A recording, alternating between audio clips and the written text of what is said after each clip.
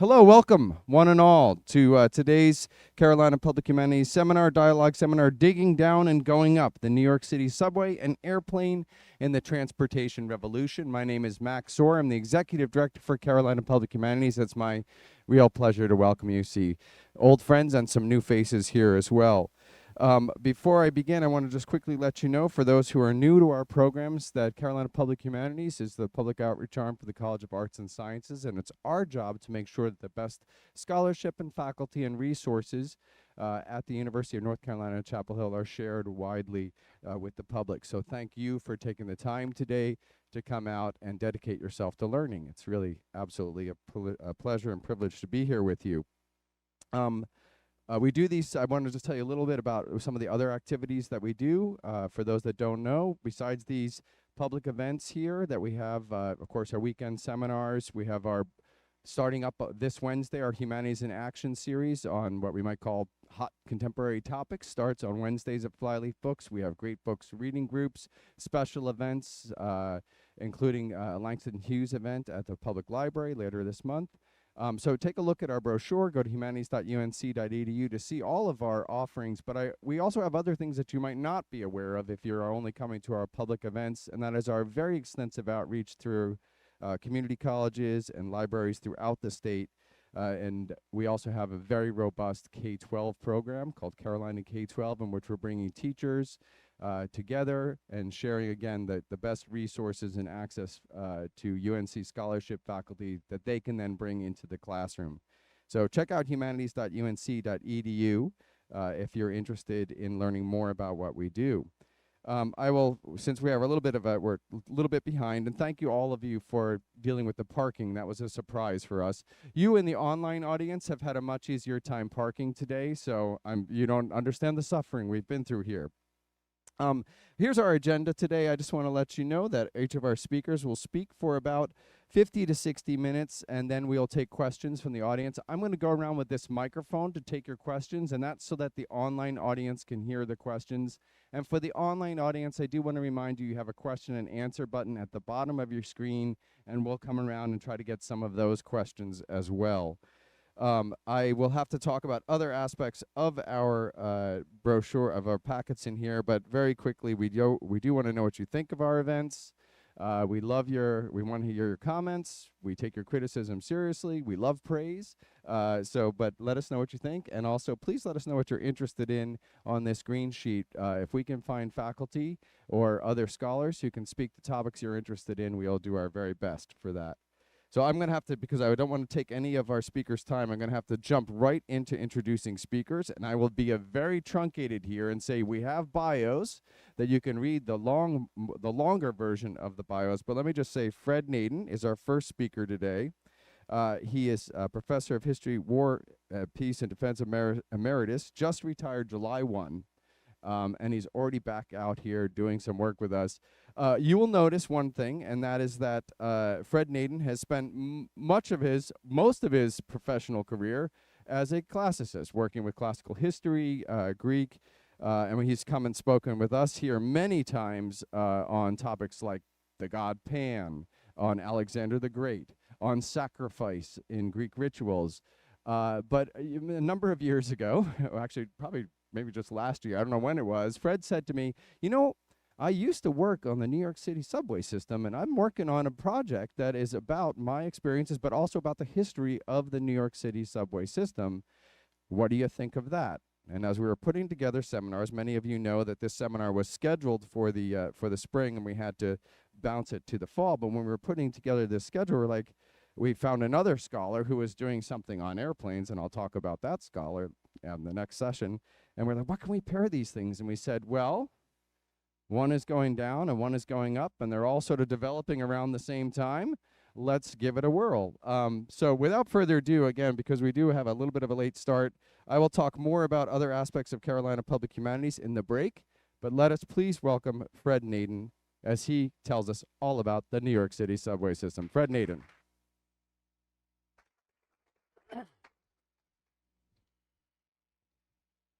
Thank you very much. I'm glad to be here.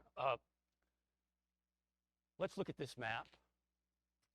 Imagine you're flying into town. You can pick out the streets. It is an old map, so Queens isn't quite there, right?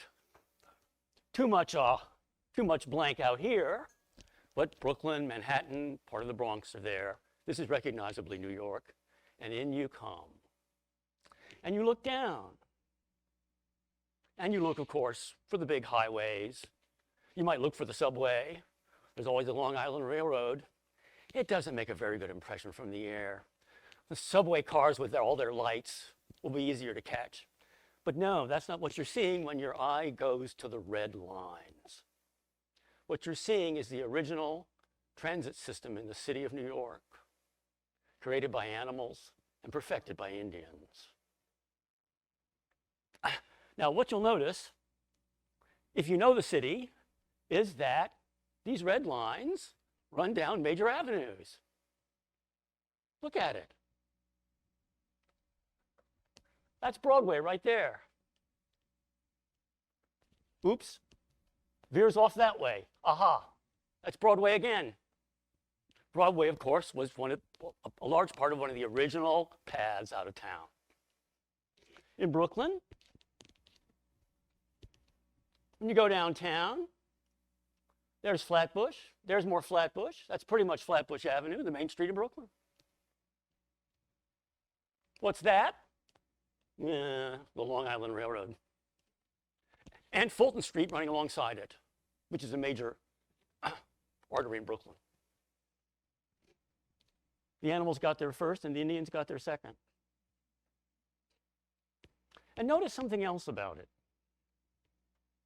Remembering, after all, that the Indians must have ferries of their own.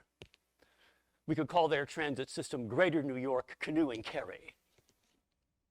And of course, when you look closely, aha, you're going to have a ferry right there, aren't you? Right? To get into Manhattan from Brooklyn. That ferry still exists. It's the Fulton Street Ferry.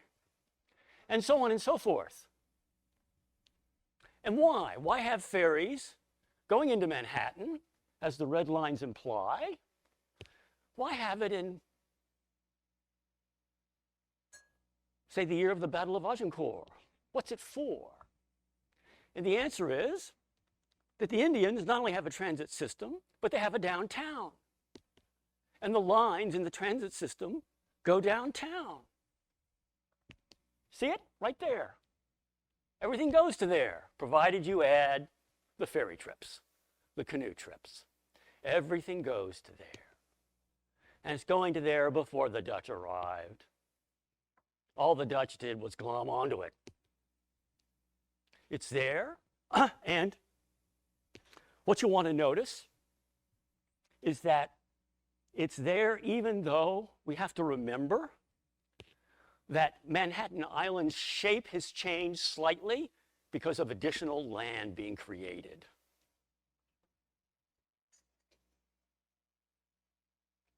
If we go to the next one, oops.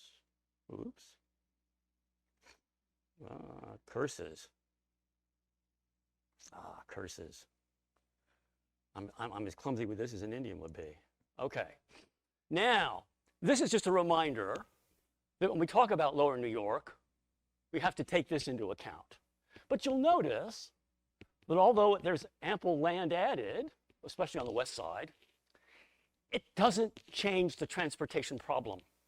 It only makes it a little larger. It means you'll have to walk a little farther after you've pulled your canoe, as we imagine ourselves doing, up on the west side, next to all those overbuilt yachts. And you wonder, damn it, I can't catch a cab over here. Damn it, I'll have to walk to the 9/11 monument. So this is a point to remember, and we'll notice it, but it's not a major point. We'll see in this lecture that the main thing modern man has done to New York isn't add some land to it. The main thing modern man has done to New York is build a massive railroad underneath it, one that is vulnerable to flood water.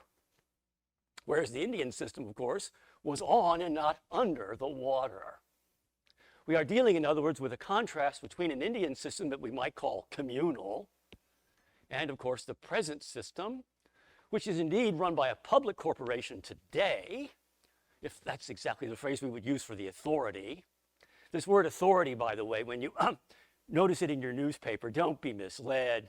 This is a trick invented by Lloyd George and Churchill in order to take over the London docks and avoid certain legal responsibilities. It amounts to a corporation, and it's been widely imitated in the United States for running public facilities, docks, and trains, and so forth. So, the modern system is a corporate system. And it began, of course, as private corporations, and now, indeed, a public corporation or authority. So, let's go on and look more closely at the Indian system and its headquarters or its downtown. Here it is. What you'll want to notice immediately is the extent of the marshes. You see these? Marshland. The whole Lower East Side is uninhabitable. I lived in a tenement there, and every building in the neighborhood had a sump pump. And the most important thing that could go wrong in the Lower East Side wasn't the wicked landlord, the villainous police, or just that criminal of a neighbor you've got. The worst thing that could happen is the failure of the sump pump, because the buildings are all on marsh. Another thing to notice, and you can see it right here, is some streams. Notice that streams cut across the island at this spot. This is just south of Canal Street, just north of the downtown, as we think of it, City Hall plus Wall Street. Now, the Indian center of action was, in fact, just exactly right there, which is City Hall. City Hall was put there because the Indians got there first, because their transit system led them there. This is where the lines met. And what did the Indians do at City Hall? The kind of thing you can expect them to do nowadays, and display their wares, or have a showing of the latest in Native American art, or protest? No. The original Indian business was money. The money was wampum. The wampum was made largely of periwinkle shells from Brooklyn. The chiefs who controlled this, and yes, we can speak of the sachems as chiefs, that's a suitable word. Call them kings as the British did, perhaps wrong, but chiefs or leaders, yes. They made this wampum, they brought it from Brooklyn, they brought it right here, so to say, to Wall Street or just north of it, and they began distributing it and collecting valuable items in return. This is the Federal Reserve Bank of the Indians. They print the stuff, except they do much better than print it. By heavens, they create the stuff. It's good-looking stuff. Like the metal money of yesteryear, it has to have a certain immediate visual appeal, along with a certain value, in order to be suitable as a currency. And they come to New York with their wampum, and they do business. And no one owns this place. This is shared. The chiefs have their outlying areas or neighborhoods, but this is shared.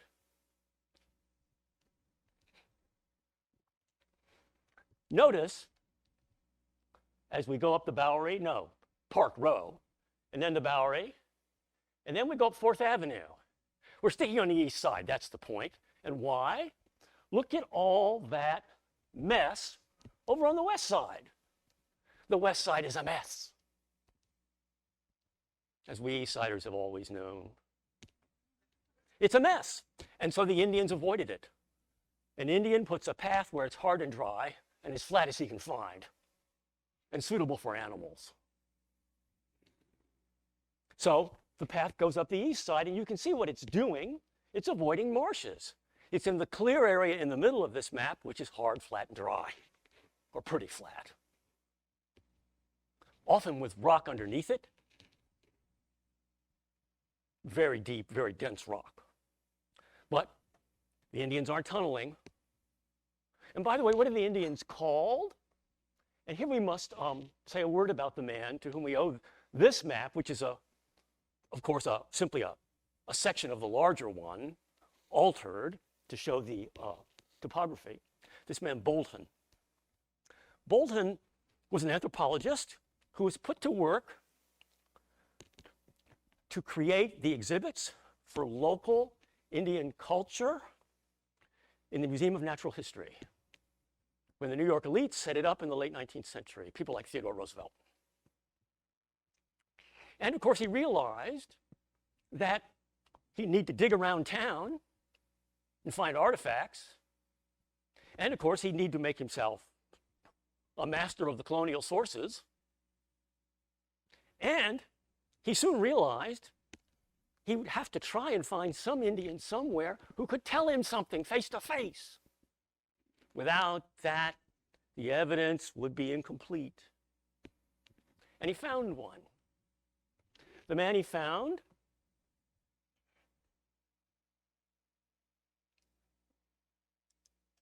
whoops. Curse it.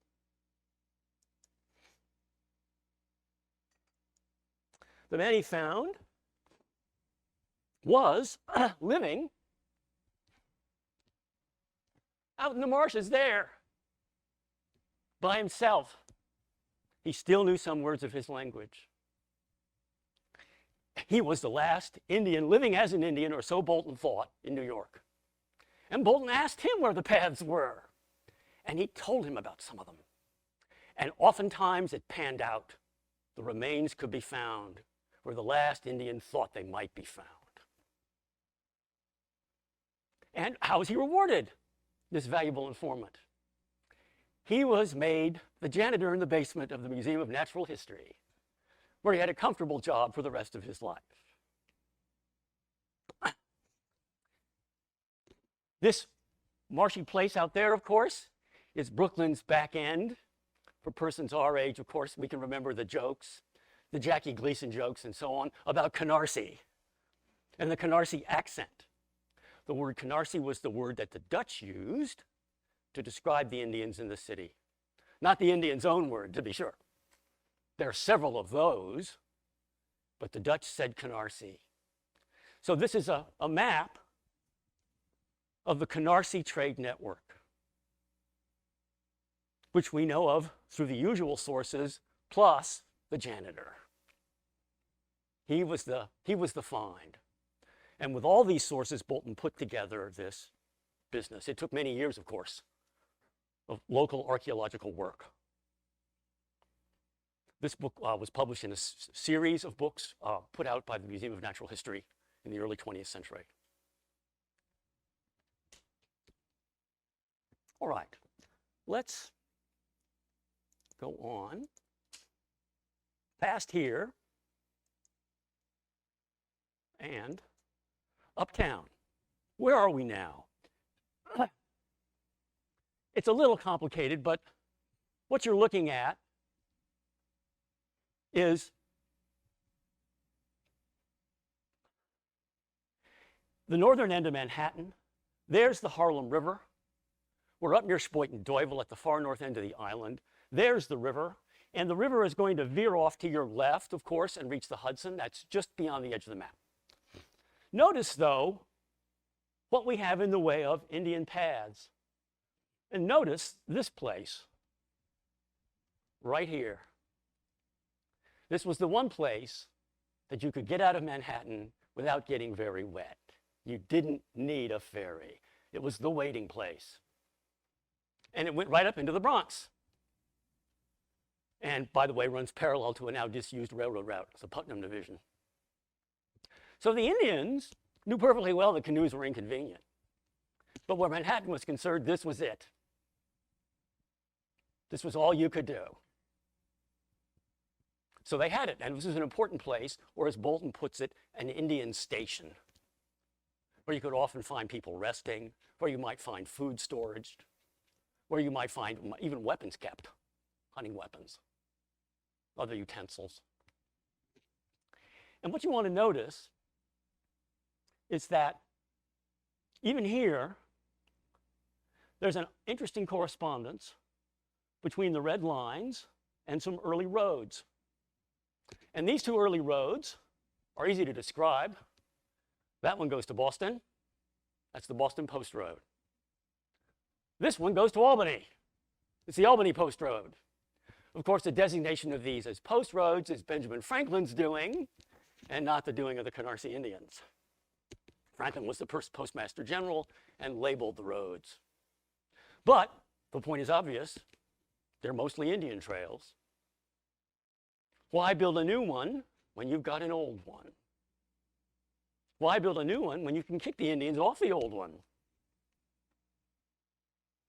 Why build a new one when, in fact, in the northern United States, in the colonial period, resources are limited?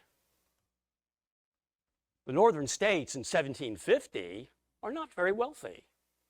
The British, making the measurements, their notion of a wealthy place is Barbados, with its slave labor. The French know where the money is, Haiti.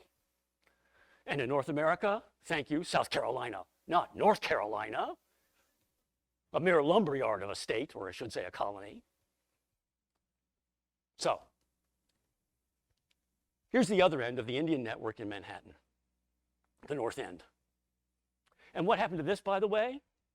The waiting place is gone. But when I was operating, and I would take the #1 train up into the Bronx and go over that bridge. When you're driving, if you come into the city that way, it's the bridge that's higher. You look to the right and you see it when you're on the Henry Hudson. It's the railroad bridge. And I would look down on the right, and one day I was up there on the bridge and I had to stop. Something with the train, and I got down and looked around and I got bored. And I just looked down and I thought, there's an oddly shallow place. The channel had been widened and deepened, but I could pick out a shallow place. That's it. There I was, 50 feet in the air, pulling 800 tons of steel and plastic over a bridge. And I was as far from the waiting place as I am from some of those bushes out there. The waiting place is still there, but no one's waiting.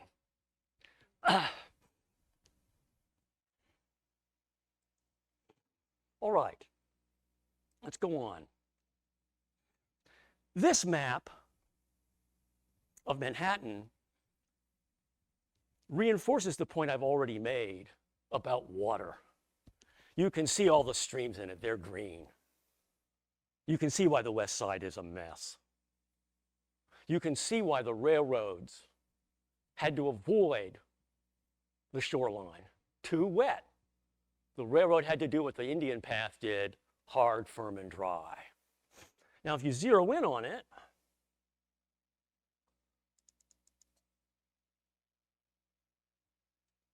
where are we? Where are we? Where is 4th Avenue? There it is. Okay. If you look at 4th Avenue, you'll see that this line runs up to here and stops at about 27th Street. This is where the original railroad terminated. Because, of course, as this map indicates, there's not much else. There's nowhere else to go. The street grid is a mere real estate projection. The reality is still paths. And the railroad will be the first straight avenue or approach to the city. Because, of course, a railroad train can't make time.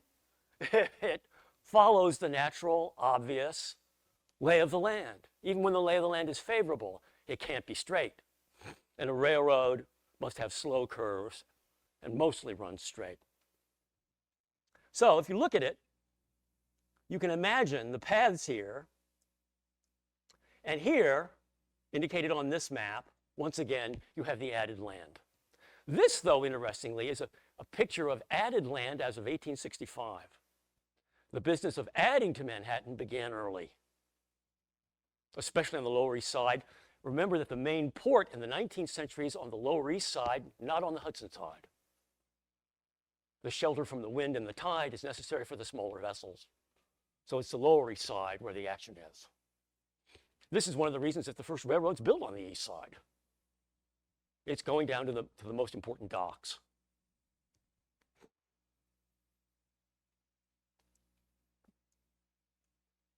Here, we can see, and I want to show it to you one more time, the wetness, and then the Collect Pond, the blue spot in the middle.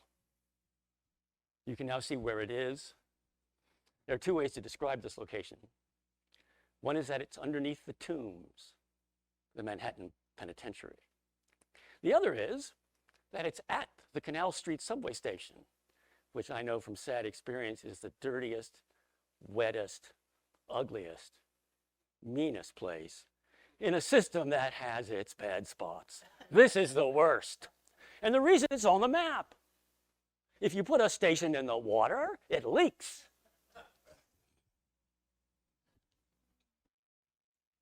All right. Let's venture on, leaving Canal Street behind. And let's talk about the building of railroads. Although at first, we want to go one more. Oh, where is it now? Gee whiz, I made a mistake, but it won't matter much because I can remember the mistake. The mistake, if you'll bear with me just a moment, was not to write out the newspaper descriptions of what early travel in New York was like. I've anticipated them, some of them though already. Remember, the first thing that the Europeans do is use the Indian paths and use horses, which the Indians lacked, and have carriages, or omnibuses as they were called. The omnibuses were noisy, smelly, and dirty. They were the only transportation system, so the middle class, or the upper middle class if you like, had to use them. You would have urchins next to gentlemen, next to gentlemen's ladies, next to pickpockets. You'd have more urchins on the top of the car refusing to pay the fare. You'd have a driver who took the fares and ran it. He didn't have a conductor to assist him. It was a one-man show. And if you argued with him, he had a nice trick that he'd pull when you got off. He'd give the horses a start and you go splat. And splat is the word because the streets are unpaved. They're mud most of the time. And it will be no consolation to you that all of these omnibus cars, so far as I could tell, were named after generals and continental heroes. So you'd take your pratfall after being thrust off a car named the General Lafayette, or the General Washington, or the General Jackson. And these cars were barreling down Broadway and the Bowery, 2 or 3 per minute. I mean, that's New York today. Bang, bang, bang. And each one of them is an unholy mess. The driver, and I suppose the clergymen who were disgusted by his misconduct are to blame for this, the driver was given the nickname Jehu. This is a minor character in the Book of Kings who drives a chariot in a battle and picks up some soldiers and takes them out. He's better known, though, for what he did later in his military service, which was to throw Queen Jezebel out the palace window. This, then, is your driver, the man who threw her out the window. And this was very unsatisfactory. And so railroads were begun. And in 1832, the first one goes into operation. And it goes into operation on the east side, just where the Indian path goes. And when it goes further uptown eventually, it'll have to go straight. But that's the rationale. It follows the established path as far as it can. This is the next step. This, by the way, is the oldest transit railroad in the history of the world. England got there first, but not with local transit service. England's model was followed by the first American road, the Baltimore and Ohio, heading west from Baltimore, and again, not transit service. The Baltimore and Ohio, of course, was headed to the mountains and to the markets in the west. This New York road carried freight, carried parcels and mail, but it made local stops within the city. It is the oldest transit railroad in the world. And where it went, on 4th Avenue, of course, is half a block from the Lexington Avenue line today, where the 4, 5, and 6 go, but underground. And under 4th Avenue, you remember how the Lexington train, if you're on at 4, 5, and 6, it starts doing those weird swerves when you go downtown? There, it's exactly following from underneath the tracks of the long-gone original railroad called the New York and Harlem.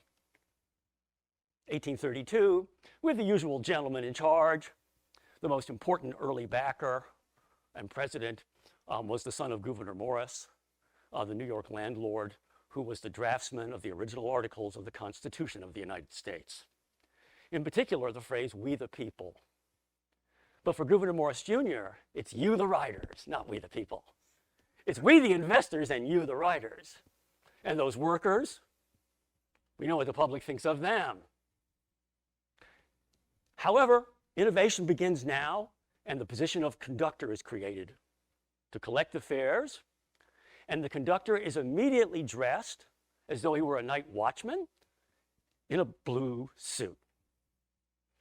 This, of course, is the inspiration for, and not a copy of, police dress later, as adopted in London by Robert Peel, when the London police force is created well in advance of any New York force.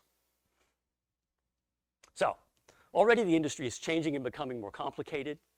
It's becoming, even at the beginning, less elegant, for at first, the ties that are used to get you up to Madison Square were made of granite. Granite ties? What a cost killer. That didn't last. And why? Why granite ties? Now we need to talk a bit of finance. For now, indeed, finance becomes an issue. It isn't for the Indians, of course, though they have money. The railroad, or their railroad, is free. No, it's not that the Indians are penniless, but they don't have a corporation to run the railroad. And the New York and Harlem is a corporation given a grant by the state. To this day, all the leading American railroads have state grants, not federal grants. The railroad industry goes back to this earlier period in history when the federal government doesn't exist or is small and is not in the business of controlling business, as it came to be later, say with respect to the airlines. Very well then. What does Albany do? Albany lets this railroad be a corporation. But after all, the trouble is that there's already a corporation that controls this island. The name of that corporation is the City of New York. The City of New York is a corporation. You thought it was just a sort of democratic entity, a sort of a marvelous picture of public sovereignty? I must avoid being Shakespearean. It's hard to resist with Albany. Albany despises you for your folly. The city is a corporation and is his servant, just the way the railroad is. And now you see the source of problems. Because when you go to Albany and you say, "I'm New York," he'll just say, "You're York, the other Duke." And when you go as the railroad, you'll say, "Lord and Master." And so when it comes to the fare, the railroad may get its way. Or if the city gets its way on the fare, the railroad can get rid of those silly granite ties. And if the railroad wants an extension of its term, for these are not perpetual leases at first or grants, it gets an extension. And if the city doesn't like the terms of the extension, blah, blah, blah, blah, blah. This is why the subway is always being run by those ignoble, not noble,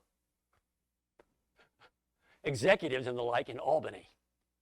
Because the original legal situation in which Albany has replaced King George, the United States didn't replace King George, the state of New York did.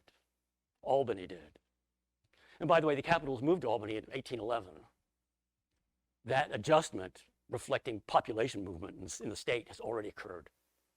The capital is no longer in New York City. This, of course, makes a big difference. If the riders or the workers want to demonstrate, they've got to go to Albany to do it. This is no small point. So, let's look at this map. Now we've got a railroad map to look at. And what you want to notice is, gee whiz, look at those straight lines. Only downtown here at the start do we have some concessions. And they're, of course, imposed because you'll remember that in the southernmost part of the city, the streets are crazy. And they're crazy because they were built by the Dutch, following Indian example, and not with the notion of rapidly moving people by railroad or bus from a point 10 or 20 miles north. Nothing of the sort. So you have trains, and The original trains are on the surface, and what happens now as the railroad industry develops is that first 2 and then 3 kinds of railroad service develop to meet the needs of the city, which is expanding rapidly in population. The expansion of New York's population in the 19th century is one of the outstanding demographic facts of the history of the whole world. I mean, it's quite remarkable. You start off with 30,000 and you end up with 5 million in 100 years? Not even Rome matches that. If we have better Chinese data, we'll see. This is apparently unique. So, first you have streetcars. We've already discussed those. Jehu was operating with the help of his conductor.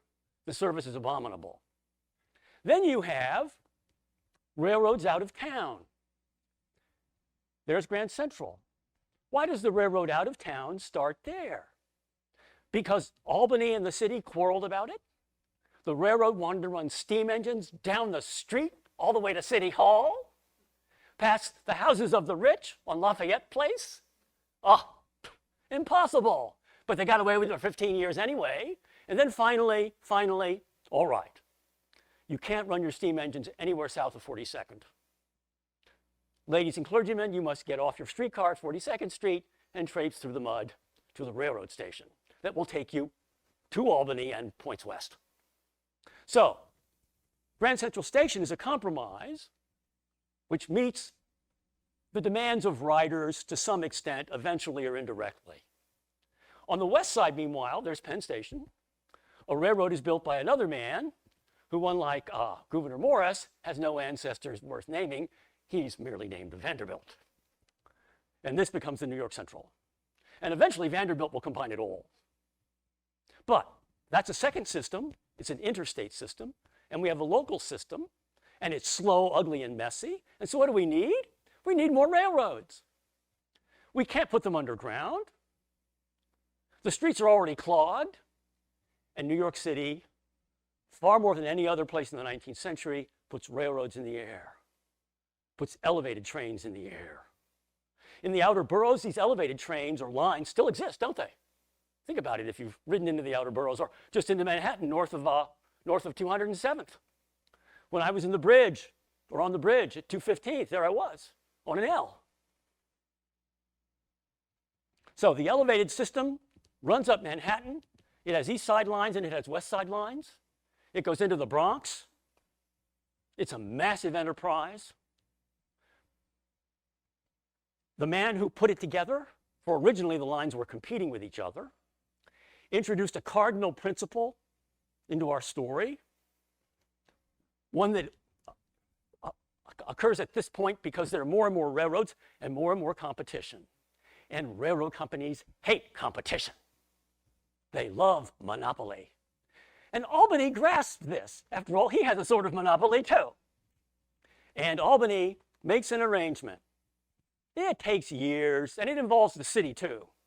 Indeed, it involves the most famous corrupt politician in American history, Boss Tweed of Tammany Hall.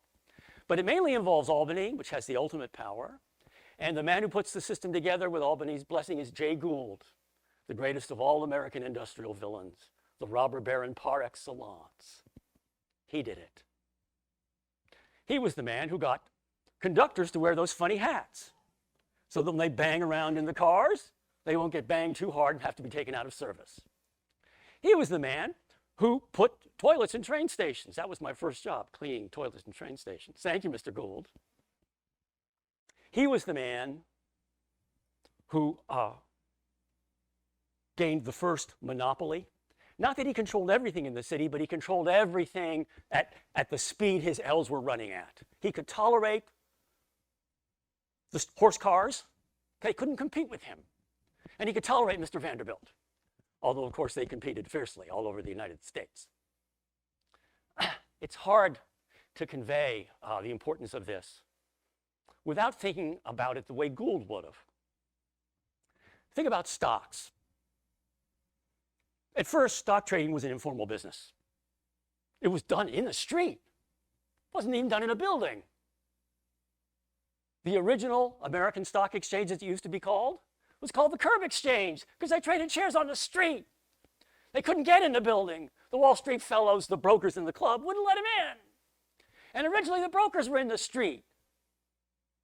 It's still called the street, not the building, because that's what it was. And then, of course, the stock market exploded, as the American economy did. And there were now hundreds of companies selling stock, not dozens. And they were all over America. And to deal with all this information, this bizarre, impossible flood of information, and by the way, the biggest victims of misinformation were British nobles investing in America getting fleeced by Gould. But to deal with it, Dow Jones created his list, the Dow Jones Industrials. Now there's some order. Now you can pick up your newspaper and have some notion of what Jay Gould is doing. And there are only 20 industrials at first. Only 20. And only one man controls 3 of them, Gould. Gould controls the elevated, that's one. He controls the railroad out west, the Missouri Pacific. Now gone, but a competitor with Union Pacific and so forth. And the third thing he controlled is crucial for this stage in railroad history. He controls the telegraph system in the United States through Western Union. Why is that important for railroads? The trouble with a railroad is that Jehu's on his own. The boss doesn't know what he's doing until too late. The boss wouldn't dare tell him what to do. Managing horses, this is not just a skill, it's something of an art. How do we reduce Jehu to the semi-slave status we desire so that he's an operative and not a horseman? And we do it, of course, by having telegraph stations up and down the railroad. Every place there's a switch, put a telegraph station. Every place there's a signal, they're new too, put a telegraph station. At every terminal, a telegraph station. Make Jehu report, and make a boss take the report and control him from start to finish. This is not only a way of keeping Jehu on time, and to be fair, adjusting to the inevitable difficulties of running railroads outdoors, it's also, of course, an excellent way to prevent trade unions from ever being organized. This makes it much harder for the workers to do anything on their own. They're being not exactly watched, but surveilled. The phone will only increase this. For the railroad, the phone is not much. The telegraph's the crucial step forward. When I was working, there were still train yards in the New York City subway system that were named after their Morse code call letters. That's when they were built. So, Gould is the master of the system. And by the way, there's one other train company that's in the top 20. We'll come to it in a moment. You may have been thinking, what about Brooklyn? Brooklyn had a very large railroad system too, and it was in the top 20. So Gould plus Transit is 1/5 of the original Dow Jones. This industry is grotesquely overcapitalized, just the way some tech businesses have been recently. It's just too tempting. The profits are too good. There are no unions. There's hardly any regulation for safety. It's rudimentary. And Albany is in Gould's pocket, or is Gould in Albany's pocket? He's just allowed to have his illusion, and the city is the runner-up, the weakest partner in the business. At this point, the number of persons being carried by the streetcars and the L's in Manhattan and the Bronx is the same relative to the population as it is today, or rather was before the pandemic, since it hasn't recovered. New York is already totally transitized to our standard, which is a higher standard than any other city in the world, although London was second. No other city depends so much on funneling people through trains to the center. Again, I'm leaving aside recent Chinese growth. I'm speaking of North America and Western Europe. New York's unique. The first subway, of course, was built in Boston, but only a few years ahead of New York. When the subway was built in New York, you can look at this map and see what will happen. They'll duplicate this again, won't they? This network. They'll do it one more time, but this time underground. They did it on the surface. Now they're doing it up in the air, and they'll do it underground. It intensifies the situation, but the situation, the fundamental situation already exists in Gould's lifetime, in his heyday in the 1870s and 80s.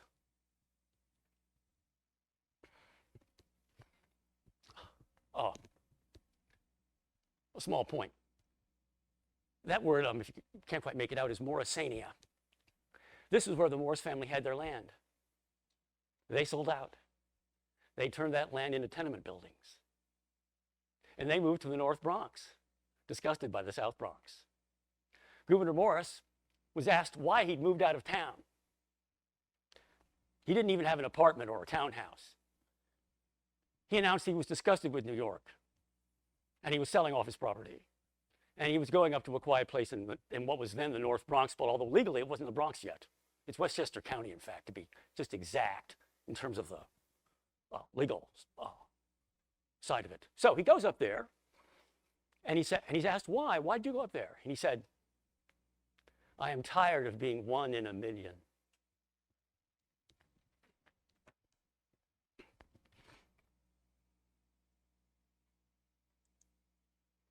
All right.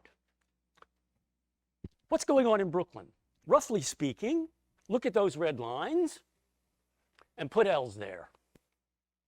We don't need the detail, I think, but you see the point. It will be a version of Manhattan, except it won't go in parallel lines. It'll fan out the way the red lines do.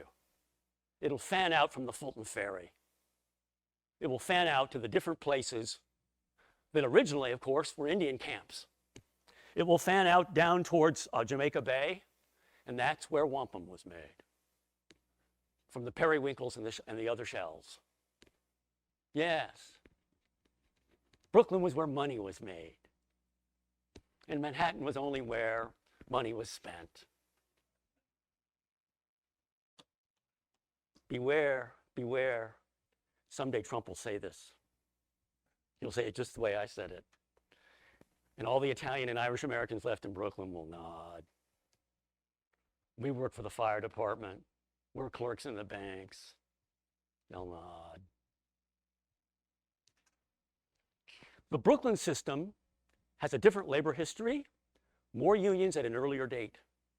You might say it illustrates not only this merely humorous right-wing populism I'm fishing out for you, but the genuine left-wing kind. The first important transit strike took place in Brooklyn in 1895 and involved the elevated railroads and the streetcar lines. It failed, but it was a huge strike. It was the first major strike in New York City. By major, we mean a strike that could shut down some large part of the city. Brooklyn, to be sure, in 1895 is a separate jurisdiction. But the Brooklyn Bridge has already been built.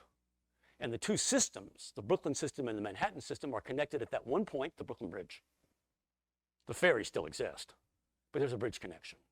That's one of the reasons the bridge was built, to put Brooklyn trains at City Hall. Why should you have to change trains to get into town? The simple, obvious demand. And this is one of the reasons the bridge is built. The reason the bridge is so big is that the trains are so heavy. It's not just that it makes it look like a cathedral. It makes it look like what it needs to be, an elevated railroad structure, but one made of stone as well as iron.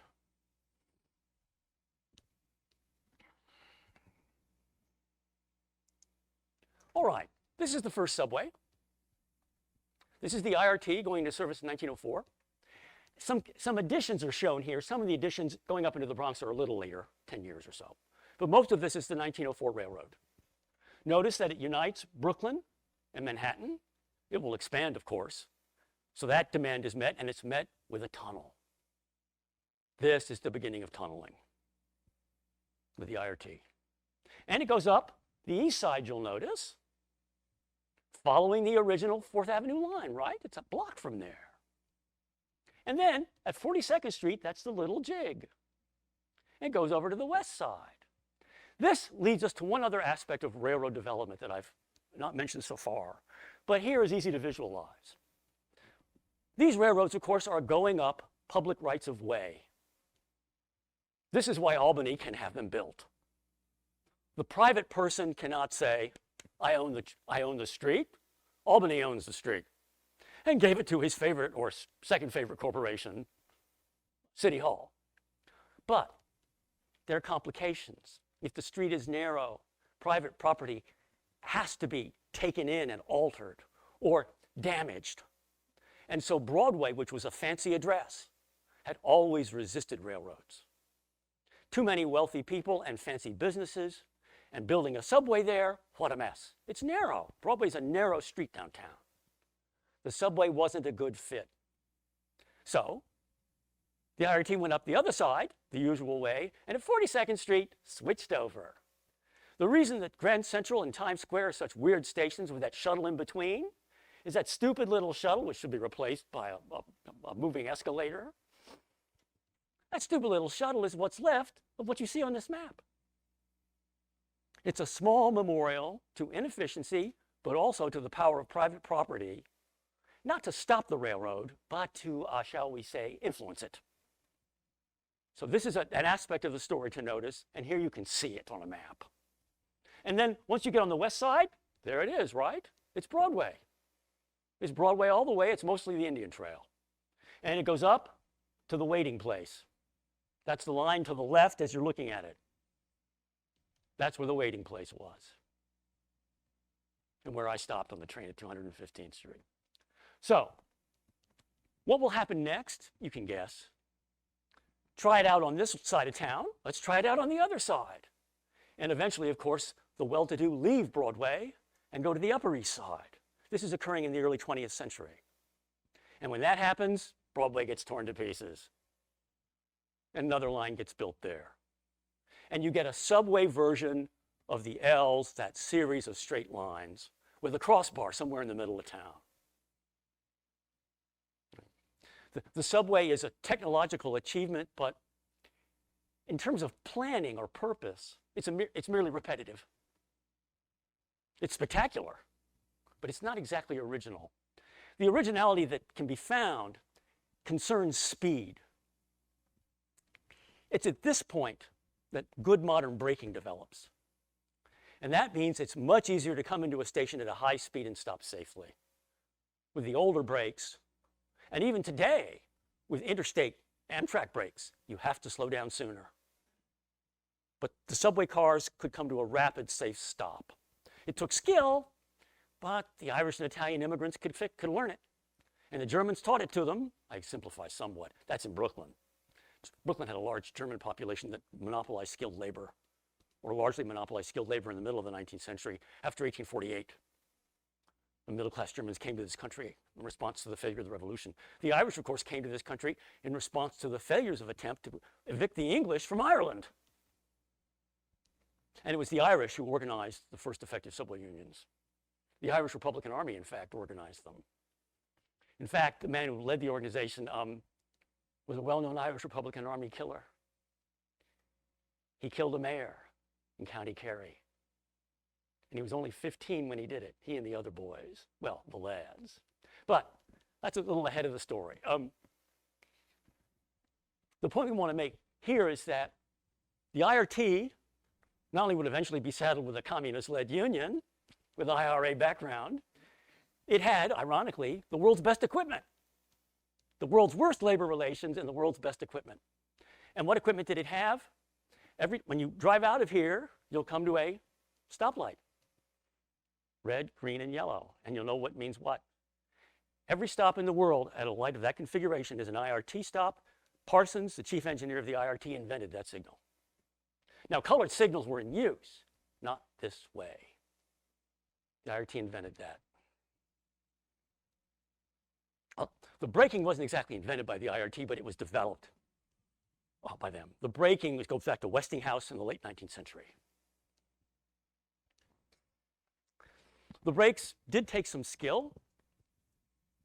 And in Brooklyn again, when the new brakes came into use and there was a strike, the company, the Brooklyn Railroad Company, the BRT as it was called, the Brooklyn Rapid Transit, this company made the mistake of putting a scab at the controls with very little training, as opposed to the month after month that I got. No, they gave him days. And the greatest transit disaster in American history occurred in Brooklyn in 1917 when he went down a slope coming from the elevated down to a surface line heading out to Coney Island, and about 100 people died at a place called Malbone Street. A massive disaster. There was a 6-mile-an-hour tunnel, and he fumbled the brakes. 6 miles an hour, and you come in at 25, as the estimate apparently is. Disaster, and that led to the first successful union in New York, which was the Brotherhood of Locomotive Engineers, the union that had already been active in interstate traffic. The communists I was mentioning come a little later. They work on the IRT in the 1930s. The dates, or I should say the decades, no surprise, is it? This is the period of labor expansion, especially left-wing labor expansion. And in New York, the leaders were mostly Irish, and they included this IRA element. The top leader, Mike Quill, is the man who had this bloody record in Ireland. But in New York, organized a union without any resort to violence, and organized it very effectively in spite of telegraph and phone control, because the Irishmen in management had forgotten their Gaelic. But the Irishmen on the job remembered theirs. And that is how they had freedom of action, in spite of company communications control. They had a language of their own. All right.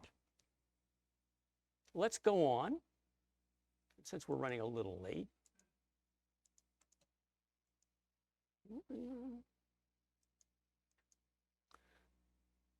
Let's go on and go to the end. I'm skipping the development, because we're running a little late, of another part of the system which was not originally private but public. That was called the independent line. Today, that's the A, B, C, D, E, F, and G trains.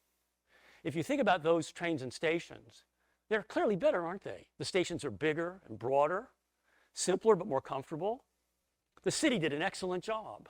Here's a case of publicly built and managed infrastructure that was a success, a big success. It's, of course, not a success now, after decades of underinvestment, but it was a success when it was built, just as the IRT was. At this point, New York is a world leader in transit construction, which is no longer true. All right. This is the system as it exists. Let's look at it, remembering that Indian map, which I've shown you several times. If you look at it that way, the first thing you're going to see is all these tunnels. Look at them. There are 24 of them. And they're deep. Some of the subway lines are deep, because if a subway goes under a hill, it's got to go through the hill if it doesn't want to have a grade. And of course, a grade is undesirable. The first instance of this goes back to the horse cars. If you ever get in that cab again and go up 4th Avenue and then park, you notice there's a weird little viaduct at 28th, a weird little street above your head. As you're heading, as you can see Grand Central Station in front of you, at one point you'll pass under a street. It's right over your head. Why was that put there? Because the railroad put it there, so the horses wouldn't have to go uphill. And it's still there. And later, massive tunnels were built to maintain level track, especially in northern Manhattan, where they dug through solid rock. So the first thing to notice is all that water. And yes, you'll think there are spots, here's one, where the heights were penetrated by the railroad at a great depth, hundreds of feet even. 181st Street's, I think, the very deepest, if I remember right. On the A train, you'll notice this. This is where you have the long elevator ride. In Brooklyn Heights, too, at Clark Street. Reason's the same. The grade had to be avoided. The grade cost money. Originally, the grade cost horses. Later, of course, it's electric power, something I failed to say, but obvious enough. It comes in the early 20th century, replacing both steam and horses. So that's the first thing to notice. The next thing to notice is that the general notion the Indians had is preserved, but all the adjustments the Indians would make in a route because they were seeking hard, dry, and firm have been ignored. Straight lines have replaced hard, dry, and firm. After all, hard, dry, and firm doesn't occur naturally very often, does it? Not in Manhattan, not in the Bronx. Hard, dry, firm, and flat, let's add that. So, if you go down here, we should add something. The southern half of Brooklyn is sand. You can't put a tunnel there. The trains have to stay on the surface. And all the trains to Coney Island run on the surface or on the L. That's the reason, it's sand. In northern Brooklyn, you have the remains of the Ice Age, the moraine, and that worst of all subway underground lines, the L, is so bad because it's going under the moraine and twisting and turning as it operates at that depth. It's a mess because the moraine is an obstacle. So it's cemeteries on top, muck under that, and the worst subway line of all, the L, under that. Of course, it also goes out to Canarsie, and when it gets out there, it's flat, and it's running on sand. The closer you get to the water, the sandier it gets, the marshier it once got. But remember, and this is another important point, the railroad did away with marshes, or many of them. It equalized, leveled, and standardized the landscape for the sake of speed and capacity.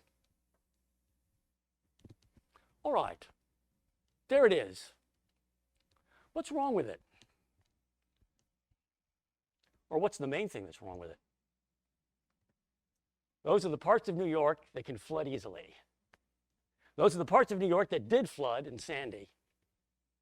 Orange, 5 feet, 10 feet, waves. Green and light green, 3 feet. Blue, not much. Notice Manhattan. Notice that the marshes are still there. The water doesn't know they were gotten rid of.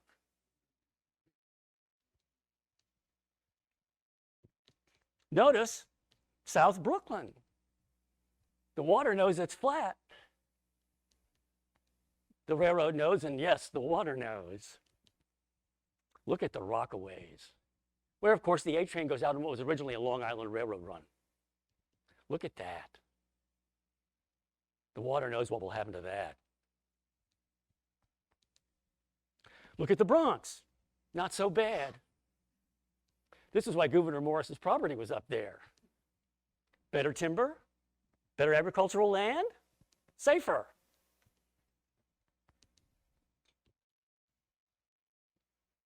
Don't bother to look at Staten Island. It doesn't have a subway line connected to the system.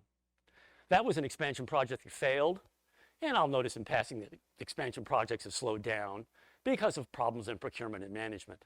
But my moral today is not, gee whiz, the managers should be better at their job. And it certainly isn't, gee whiz, let's make sure that the IRA never gets control of the union again.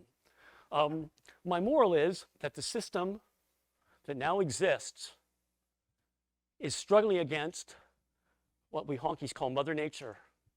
And sometimes she's going to win. And this system will not be viable. The sea level rise is a grave or fatal danger to this system in the long run. It's the very sort of thing that the Indian in his canoe could wait out. But we can't wait it out. We have a job to go to, right? We have a job to go to, and this spells, I mentioned strikes. The biggest strike of all won't be made by the motorman. It'll be made by the water. Thank you very much. Thank you so much, Fred. Absolutely fascinating. I'm sure we have questions. So let's start with questions with our in-house audience. And I want to remind people out there in the ether that we have a question button at the bottom of your screen. Feel free to put a question in there. We'll get to them. Any questions in the audience? Yes. And just wait for me to come with this so that we can hear you out there. Taryn. I was wondering, sort of a niche question. When they were building the Culver line, do you know why they chose to elevate Smith 9th Street over the canal instead of just continuing the tunnel? The answer is that going underneath in Red Hook at the creek was too expensive, and they didn't think it was worth it, and they didn't dare put it lower because traffic had to pass down the canal, so they put it high. This was a case where the tunnel, which is the most expensive thing to build, was avoided, and of course the attitude of Brooklynites was, guess who's getting screwed? That's the answer. This was part of the IND, built in the 30s. Question here for a second. I love this. Thank you very much. Two questions. One is there a good book that describes the development of the subway system? And has it been written by anyone around here? Hasn't been published yet. Oh, okay. And then secondly, the Penn Station, when did they begin transporting across the Hudson and how? Those tunnels were built about the same time as the subway tunnels. The Penn Tunnel, I think, goes into service in 1911. I'm pretty close. The station already existed. Vanderbilt used it. But then the Pennsylvania Railroad came in through the tunnel, and a bargain was made to share the station. And then another bargain was made to run the tunnel into Long Island, which accounts for that. And it's all about the same time as subway construction of tunnels. Indeed, almost of the year. Okay, we have a question from Richard Talbert over here, and then I'll come over to Jerry. Richard. You talked about how Mother Nature is making a big difference now, and that's something they've got to deal with. But what about also changing work habits? Far fewer people coming into work in Manhattan, empty office space. I mean, isn't ridership shifting and reducing, and what sort of a prospect is there? This is, of course, true since the pandemic. Let us suppose it remains true. Here again, we can draw a contrast. In the Indian system, which indeed shouldn't be called a system, it's easy enough to find another path. It's easy enough not to bother to go to the cornfield at City Hall this Tuesday. Not that they have days called Tuesday. But if the railroad's in place, it can't be moved. It's too big. Besides being too wet, it's too big. It can't possibly be replaced. If people don't use it, then you have a colossal drain on the budgets of the state and the city, which means, of course, eventually the railroad shrinks, which means, of course, that as it shrinks, it gets worse, and it declines even faster, the downward spiral, such as was beginning to occur in the 1980s due to lack of management and repair. That's when I was working, and the subway was declining for that reason, decrepitude, and not changing work patterns. No, if Manhattan below 59th Street ceases to be important, if I may put it this way, not only the Europeans but the Canarsie are wrong, because that's where the system goes. That's where it always went. Oh. It's true that there's been some attempt to save downtown by building apartment houses on the west side on new land. That's one possibility. Certainly, downtown has had obsolete office buildings, even though they remained in commercial use for many decades.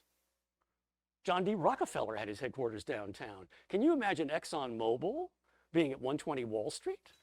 No, those days are gone. The company has different needs and orientation. It's within hailing distance of the White House, if I remember, or is it the Pentagon? This is a mostly new problem, but not entirely. We have a question over here. I'll come over there. My understanding is that when Boston built its subway underground, it largely used the so-called cut and cover mode of construction, whereas New York obviously tunneled. Can you comment on the reason for those two differences in construction technique? The reason is that in New York, cut and cover was used only where the land was flat. And it was used. It was used, for example, in building the original IRT, which went up the east side. And there was a terrific explosion at 40th Street. And because it was cut and cover construction, the clock in the tower at Grand Central Station 2 blocks away was shaken and came to a stop.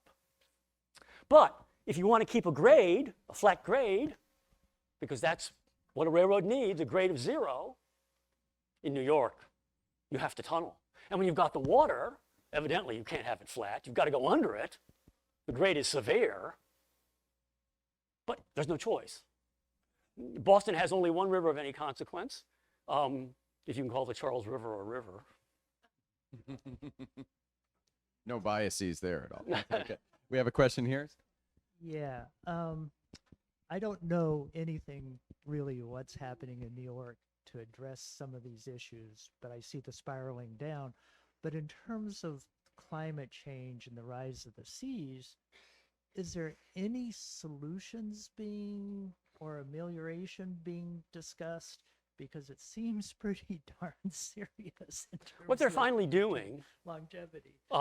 as I've read, is bringing in the best builders of barriers in the world, the Dutch.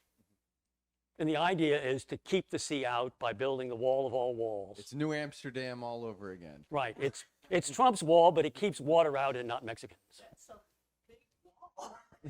Look at all the Sure. And in fact, they can't build it everywhere. And parts of the city get sacrificed. And the city's already asking that people in a few neighborhoods evacuate. It was paying them to leave. These are low-lying neighborhoods in Staten Island that I remember being evacuated, but not large one, only small. And my impression, which may be wrong, is that some of the neighbors have resisted successfully. I have a follow-up question about the climate change and the subway. To what extent do the subway lines themselves exacerbate when water comes in? It seems like you've got these tunnels and then the water. So what is the relationship when the water rises? How do the tunnel systems exacerbate the problem? It's easy to protect the sewer system from the subway flooding because, and indeed that's been true from the beginning. It was obvious that the railroad was a dirty mess that was to be kept out of the other messes. And there's good protection against that. The trouble is that pumping out all that water from the subway is a huge, expensive mess. Even if your sewer is safe, it takes a long time to pump out your station. And then it takes some more time to make sure that the electrical equipment still functions. So the hurricane was the biggest.